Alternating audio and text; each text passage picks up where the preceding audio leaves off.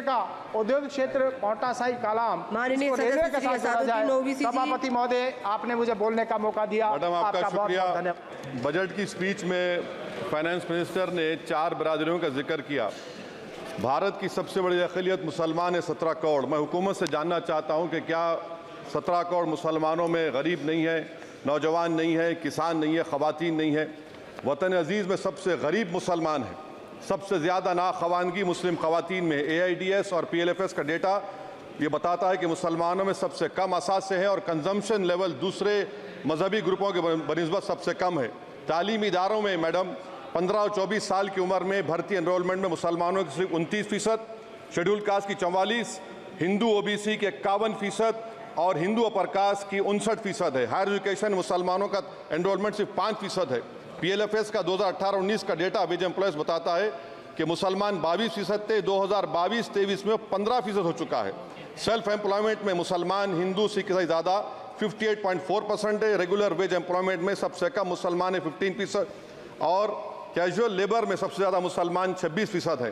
तो मुसलमानों का शेयर रेगुलर एम्प्लॉयमेंट में लॉस हो रहा है एम्प्लॉयमेंट का।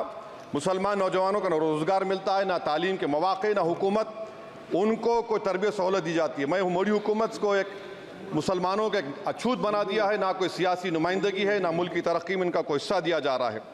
मैं मैडम माइनॉरिटी वेलफेयर मिनिस्ट्री में 2023-24 में 38% की बजट में कमी कर दी गई, 5,000 से 3,000 करोड़ कर दिया गया। इस साल के बजट में सिर्फ चंद 100 करोड़ का इजाफा किया गया, मगर 23-24 के बजट के लेवल पर पैसे मुख्तसर नहीं किए गए। ये मोदी हुकूमत की बदनीयती और झूठा कमिटमेंट है, झूठा कमिटमेंट अक़लियतों के ताल्लुक से। तालीम के उस अक़लियती स्कॉलरशिप मैडम अक़लियतों के गरीब तलबा और तालिबात को दी जाती रकम में कमी कर दी गई। 2019 में मोदी ने कहा था कि 1 करोड़ स्कॉलरशिप दिए जाएंगे, अब सिर्फ 58 लाख दिए जा रहे हैं।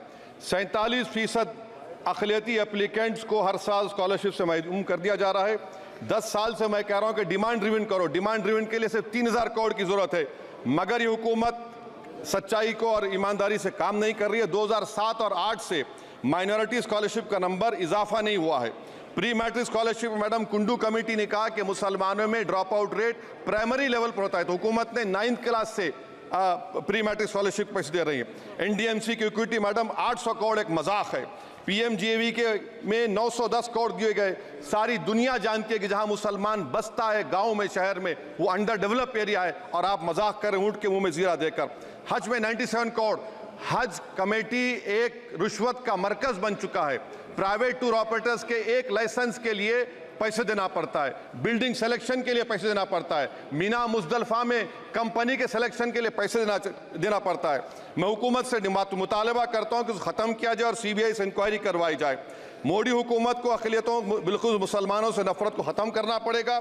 मुसलमानों को उनका दस्तूरी हक मिलना चाहिए। आप कैसे विकसित भारत बनाएंगे अगर 17 करोड़ मुसलमान नफरत करेंगे? मैडम पूरी स्पीच में फाइनेंस मिनिस्टर के बच्चों का जिक्र नहीं है। आज हमारे देश में 66 लाख बच्चे रोज भूखे सोते हैं। 46 मिलियन बच्चे स्टंटेड हैं मेल न्यूट्रिशन की वजह से। 25 मिलियन बच्चे वेस्टेड हैं। मासूम बच्चों की ये बदकिस्मती और बदबख्ती है कि एक शख्स चाय बेचकर वजीर आजम बन गया। LTC long term capital gain tax madam was decreased from 20 to 12.5%. However, the indexation benefit has been removed and won't apply to any property purchased after 2001. This will be detrimental to the growth of real estate, limit household capital formation and impact employment generation in construction sector. This change in LTCG is a quasi-wealth tax on household, particularly the middle class. Internship programme madam 5 साल में आप 1 करोड़ लोगों को intern कराएंगे, यानी एक company को 4,000 लोगों को ट्रेन करना पड़ेगा। मुझे बताइए क्या ये बड़ी कंपनी का माने क्या है? It is unachievable. Will it be based on market cap, revenue, employ size? Maybe prime minister Modi is saying to Agniveer to do internship after 4 years of service in armed forces. Madam, 21 billion people have given up all hope and stopped looking for jobs. This brings down to 9% eligible population that is either employed or they're looking for jobs. Maybe finance minister can introduce a Berozgar tax and tax unemployed as well. No significant increase for social welfare, healthcare. It looks like Prime Minister Modi is saying देश की middle class की संपत्ति पर पहला हक हमारे alliance का है. In real terms, when adjusted to inflation, the allocation of health AB, PMJ has declined. Modi is saying he said heal in India during G20. The reality is India is hurting. Madam, this government wants to increase FDI from China.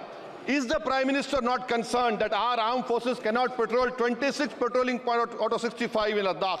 Maybe the Prime Minister wants the Chinese monopoly Indian markets. Import from China have crossed 101 billion 2024. Prime Minister Modi says Khelo India, but in reality the budget has shown that Modi government policy is Jhelo India. Gharib, middle class, farming, city dwellers, men and women, sab Modi ko jhel rahe hain. Madam, in the current financial year, in February 5th, 15,993 MSMEs have been closed. Total MSCs closed have 35,680. Andhra Pradesh bifurcation. This parliament passed a law. For last 10 years, Modi government has shown their intellectual dishonesty in not giving ITR, IIM, Bayaram Steel Factory, Railway ko Khazipet, recognition of Palmaru as National Irrigation Project. This shows intellectual dishonesty of this government. Madam, I end my speech by quoting a famous poet, and I'm amending certain verses.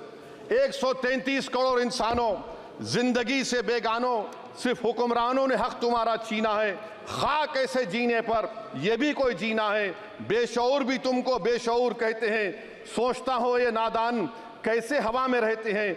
133 crore इंसानों, कब तक ये खामोशी? चलते फिरते जिंदानों, गरीब खवातीन, नौजवानों, किसानों से रोने की सदाएं आती हैं। जब शबाब पर आकर खेत लहलाता है, किसके नयन रोते हैं, कौन मुस्कुराता है?